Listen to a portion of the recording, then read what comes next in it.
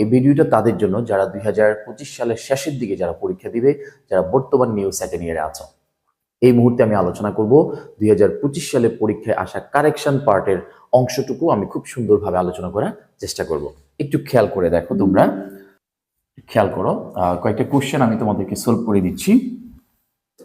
First question হচ্ছে, Tom insisted me to go there. এই যে ইনসিস্টেড শব্দটা, এই শব্দটার সাথে প্রিপোজিশন টু না বসে কি বসবে? অন বসবে। কি বসবে? অন বসবে। তার পরবর্তীতে খেয়াল করো, যেহেতু এখানে অন আসছে, যদি আমরা এখানে অন বসাই তাহলে তাদের পরে কি আছে? এই যে ভার্ব আছে, ভার্বটাকে আমরা আইএনজি যোগ করে কি করে ফেলবো? এখানে নাউনে রূপান্তর করে ফেলবো। ঠিক আছে? তাহলে পুরোটা আনসার কি হয়ে যাবে? Tom insisted on my going there. আর যেহেতু এখানে গোয়ের সাথে আইএনজি যুক্ত হয়ে গেছে, আমাদের খেয়াল রাখতে হবে ইনসিস্টের পরে যে অবজেক্টিভ ফর্ম থাকবে, এই অবজেক্টিভ ফর্মটার সাবজেক্টিভ ফর্ম আমরা পসেসিভ ফর্ম ব্যবহার করব। Tom insisted on my going there. আশা করি বুঝতে পেরেছ। এটা আমাদের বইয়ের যে সাজেশন আছে, সাজেশনের সিরিয়ালের 53 নম্বর এক্সাম্পলই হুবহু এসেছে আমাদের বই থেকে। তার পরবর্তীতে দেখো, Rakiba can say English fluently. মানে রাকিবা খুব সুন্দরভাবে ইংরেজিতে স্বতঃস্ফূর্তভাবে কথা বলতে পারে। কোনো ভাষায় কথা বলা কিন্তু সে হয় না, কোনো ভাষায় কথা বলা হয় স্পিক। তাহলে ফুল সেন্টেন্সটা কি হবে? Rakiba can speak English fluently. এটা হচ্ছে আমাদের বইয়ের সিরিয়াল নাম্বার হচ্ছে 61। নেক্সট এক্সাম্পল দেখো, খুবই গুরুত্বপূর্ণ, এগুলো চাকরি পরীক্ষাও আসে, যদিও এটা অনার্স এবং ডিগ্রির জন্য, কিন্তু আমি মনে করি যারা চাকরি প্রত্যাশিত আছো তোমরা অবশ্যই চাকরি প্রত্যাশীদের জন্য খুব বেশি গুরুত্বপূর্ণ। সে প্রিপেয়ার্স।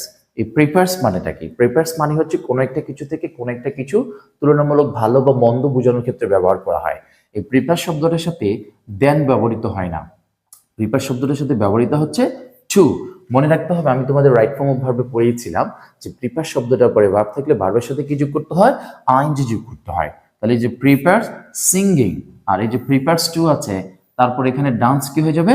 ডান্সিং হয়ে যাবে। তাহলে she prepares singing two dancing. তাহলে এটা আমাদের বইয়ের সিরিয়াল নাম্বার হচ্ছে 19 নাম্বার এক্সাম্পল। অর্থাৎ আমাদের বইয়ে প্রত্যেকটা টপিক্সের পিছনে সাজেশন দেওয়া আছে, এবং সাজেশনগুলো সলিউশন চমৎকারভাবে আমরা ক্লাসে এবং বিভিন্নভাবে তোমাদেরকে শিখিয়ে থাকি। তার পরবর্তী দেখো, I saw a dead cow walking on the street. এই যে ওয়াকিং শব্দটা আসছে, এখানে বেসিক্যালি হচ্ছে হোয়াইল এর ব্যবহার। While, WHIL, while. এই হোয়াইল শব্দটা দুইটা ব্যবহার আছে। একটা ব্যবহার হচ্ছে হোয়াইল শব্দটার পরে যখন ভার্ব থাকে তখন ভার্বের সাথে আমরা আইএনজি যোগ করব, আর যখন হোয়াইল শব্দটার পরে সাবজেক্ট থাকে তখন সাবজেক্টের অংশ থেকে আমরা পাস্ট কন্টিনিউয়াস টেন্স করব। একটু খেয়াল করে দেখো, তাহলে আমরা এখানে কি ব্যবহার করছি? While I was walking on the street. যখন আমি রাস্তায় হাঁটছিলাম, I saw a dead cow. I saw a dead cow. অথবা এটাকে এভাবেও করা যেতে পারে, I saw a dead cow while I was walking on the street. Okay, এটা হচ্ছে আমাদের বইয়ের সিরিয়াল নাম্বার হচ্ছে 4। There is no place in the bench. যখন তোমরা দেখবে কারেকশনের ক্ষেত্রে নো প্লেস থাকে, তখন এই নো প্লেসের পরিবর্তে তোমরা কি বসাবে? নো রুম বসাবে। ওকে, অর্থাৎ এই বেঞ্চে বসার মতো কোনো জায়গা নেই, তাহলে there is no room in the bench. মনে রাখবা, নো প্লেস থাকলে নো রুম হবে, নো রুম থাকলে নো প্লেস হবে। এটা বললেই, এটা মনে রাখতে পারলেই হলো। Walk fast lest. এই যে লেস্ট শব্দটা আছে, আমি তোমাদেরকে রাইট ফর্ম অফ ভার্বে খুব চমৎকারভাবে শিখেছি যে যদি কোনো বাক্যের মধ্যে লেস থাকে, বাক্যটি নেগেটিভ অর্থ প্রদান করে, তাহলে তাদের পরে যে সাবজেক্ট থাকবে, সাবজেক্ট পরে আমাদের কি করতে হবে? B1 ব্যবহার করতে হবে।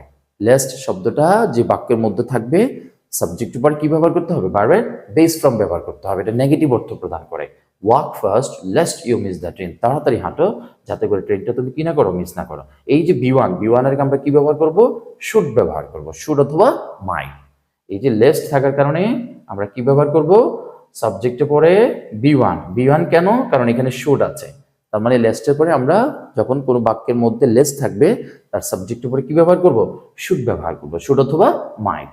আর শুড অথবা মাইট যেহেতু মডেল অক্সিলারি ভার্ব, তাদের পরে ভার্বের বেস ফর্ম বসবে। এটা আসছে আমাদের বইয়ের 98 নাম্বার সিরিয়াল 98। তারপর দেখো, কাট this line. Cut this line থাকলে হবে পেন থ্রো দিস লাইন। যদি এখানে থাকতো কাট দ্য লাইন, তাহলে পেন থ্রু দ্য লাইন হতো। যদি থাকতো কাট দিস সেন্টেন্স, তাহলে পেন থ্রো দিস সেন্টেন্স। যদি থাকতো কাট দ্য সেন্টেন্স তাহলে প্যান থ্রু দ্য সেন্টেন্স। তো আমি আশা করি তোমরা এই কারেকশনের এই 7টি অংশ তোমরা বুঝতে পেরেছো। আমি এটা বুঝাতে চাচ্ছি আমাদের যে বইটি আছে সাকসেস এন্ড কম্পালসরি ইংলিশ, এই বই থেকে প্রত্যেক বছর অনেক অনেক বেশি কমন আসে। আমি বলবো না 100%, 90%, তোমরা জাস্টিফাই করবে কত পার্সেন্ট কমন আসে। দেখা হবে অন্য কোনো একটা ভিডিওতে। সবাই ভালো থাকবে, সুস্থ থাকবে। আসসালামু আলাইকুম।